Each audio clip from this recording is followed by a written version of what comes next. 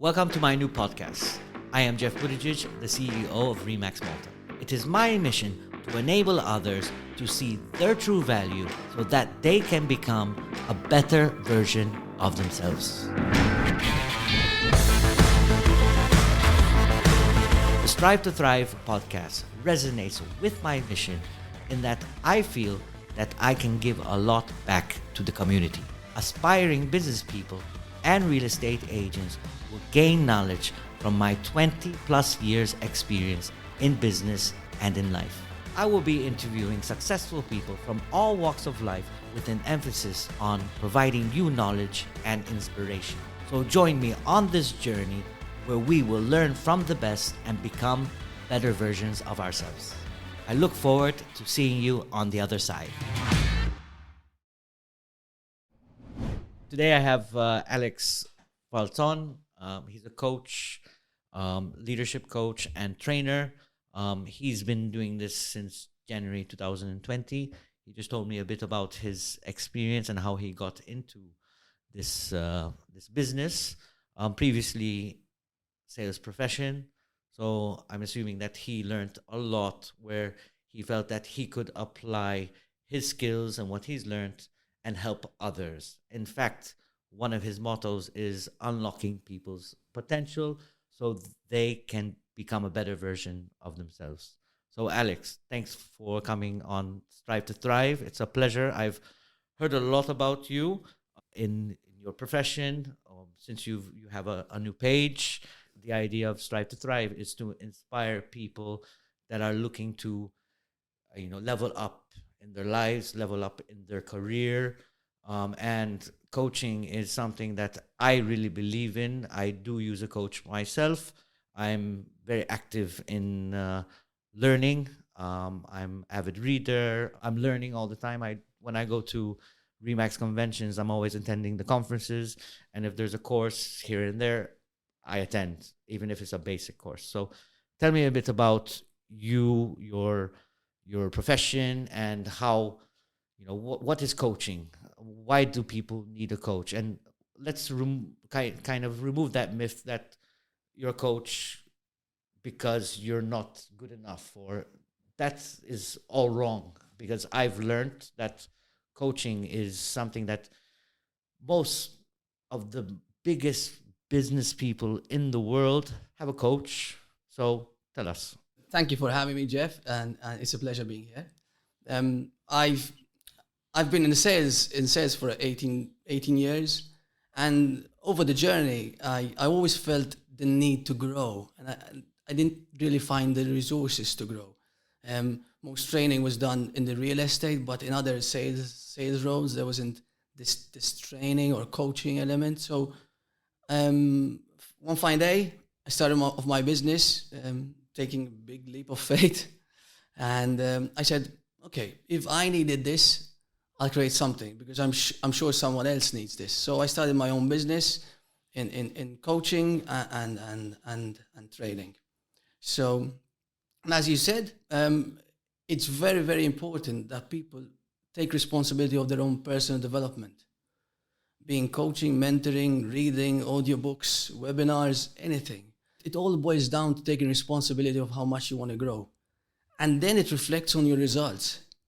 So if you haven't got any development over the years, it's basically, you know exactly what you knew a few years ago. And it doesn't have to be the company you work for that forces you to train something or develop. You have to take that responsibility. And I'm very passionate about coaching, because coaching brings the magic. It unlocks people's potential. It first of all, as coaches, we see people as doing the best with what they have. So we see people as unique. What's the difference between training and coaching? Okay. Because I think that's important, that the audience. Training is I use this little connotation. So training is like medicine. So really and truly, it's like fixing something, helping something. I need to understand how to sell, how to get leads. So I train you in that. Coaching is the vitamins. So I know all what has to be done, but I'm not getting there. I don't have the drive to get there. Something's blocking me. So I need a coach. I need a coach who will ask me the hard questions in a safe environment and will really challenge me out of my comfort zone. But how many people would do that on their own? Very few. So you really need someone to hold you accountable. And that would be a coach. Now we know what coaching is versus training. So if being a coach and seeing people move up that level and helping them, what do you believe are the 3 pillars of success of what someone needs to be consistent in doing, something that they need to be passionate of, and what makes them jump that level? Because there has to be something that actually triggers them to success. Yes. When it comes to coaching, people need, as you said, need to be consistent. And I'd like to go back to a previous point you made, where when you speak about coaching, sometimes people get scared. You know, they say, look, I don't really need coaching. I mean, what coaching is an off thing, you know, something I don't want to do. Primarily because I believe that we haven't yet educated enough the market what coaching is all about. And as you said, most successful people have a coach. And they have the coach because, as you said, consistency is key. A coach holds you consistent to what you want to achieve. And in coaching, what we do is we agree on a big goal. So we sit down and we say, okay, Jeff, what would you like to do in this next 90 days? Let's call it 90-day sprint, which we use in coaching. And we have a chat around that, and we contract. And then when we've created that goal, a smart goal, which makes sense, specific, measurable, etc., then we have coaching sessions aligned to that goal, to that big contract. And obviously, the coachee needs to be present for the coaching sessions and make sure that between one coaching session and another, he is doing the tasks agreed with the coach. So that holds the consistency. So you give the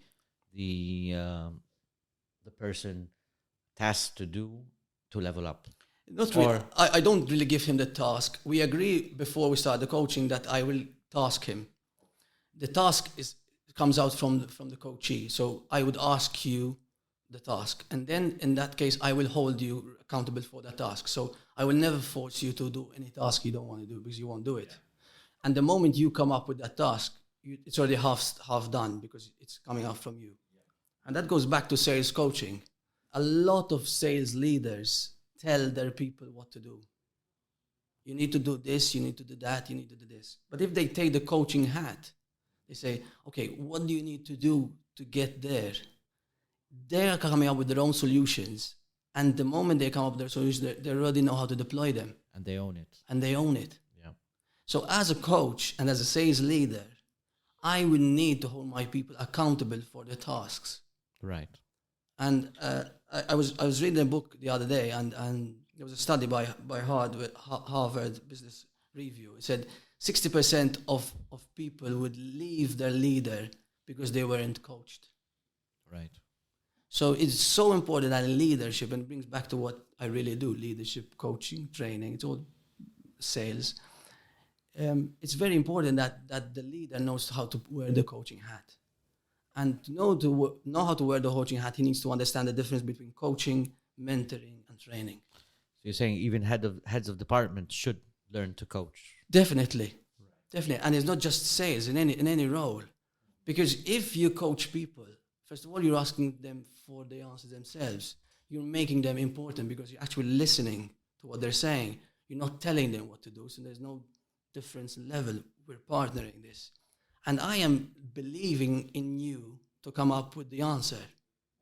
But I will then hold you accountable for it. And that creates habits.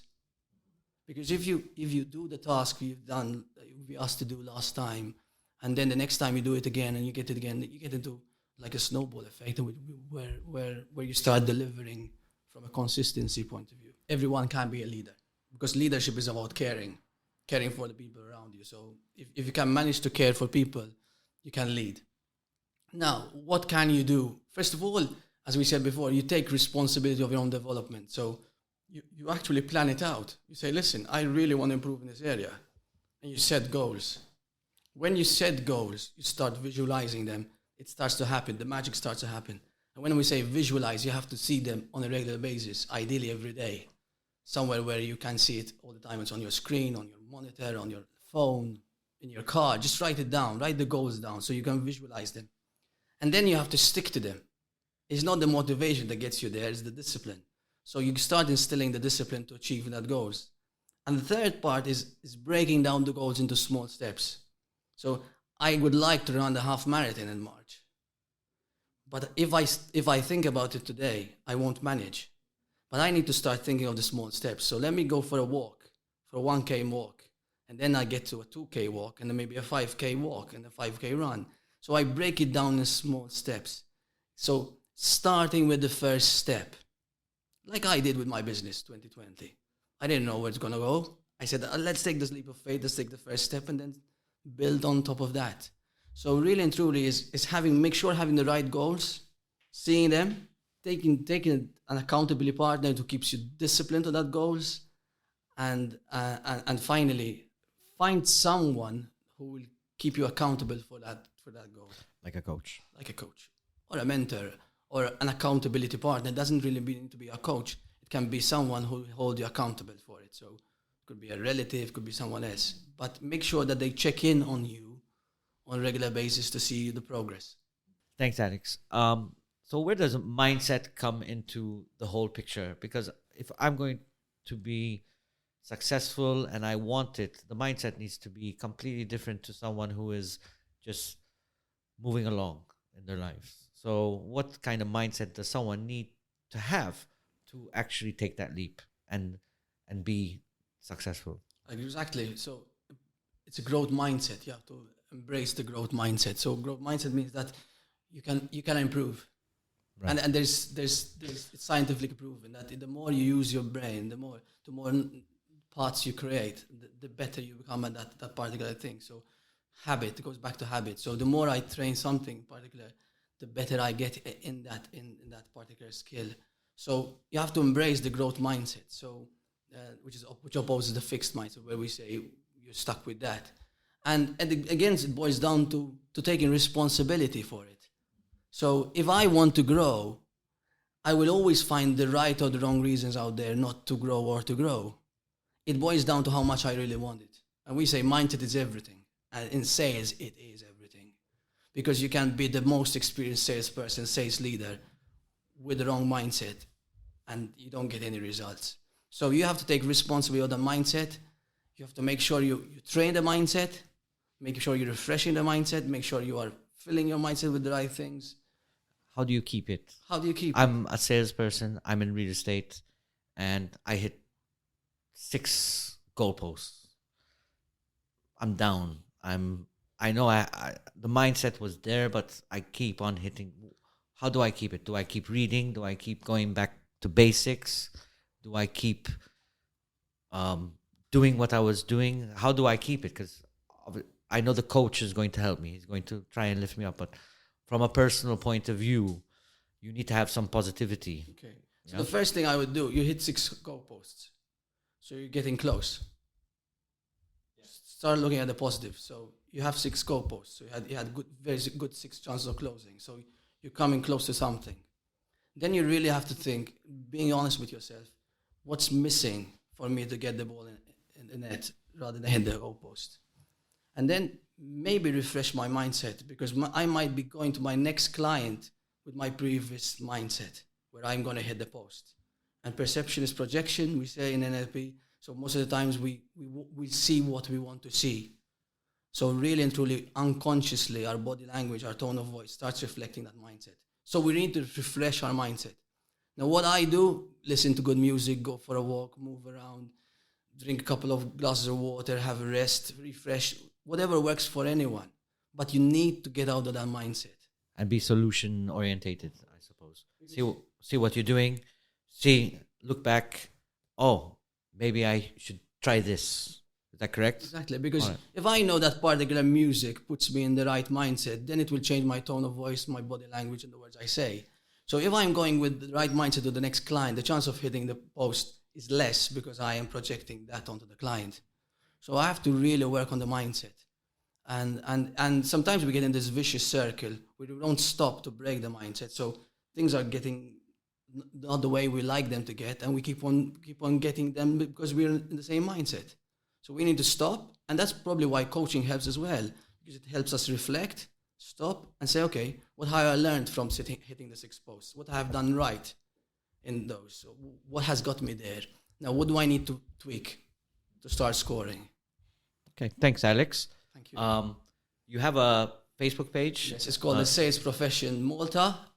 It's all about building pride in the sales profession. It started off just as for fun, but there's 1,400 members in it, and anyone who be interested, just please join on the Facebook. Anything else that you'd like to tell my audience before we close the session? Thank you, first of all, Jeff, and always believe in yourself. The person that believes in you is you. So start from there. And when you're having a tough day, just think of all the wins, think positive, and channel through. Okay, Thank thanks. you. Coaching is something that I've always been fond of. I love it. I'm really happy that Alex came on the podcast. Coaching is a great tool to use. Think about it, read about it. It will affect you in a positive way, and you will edge up and take that step and be successful. Thanks a lot, Al.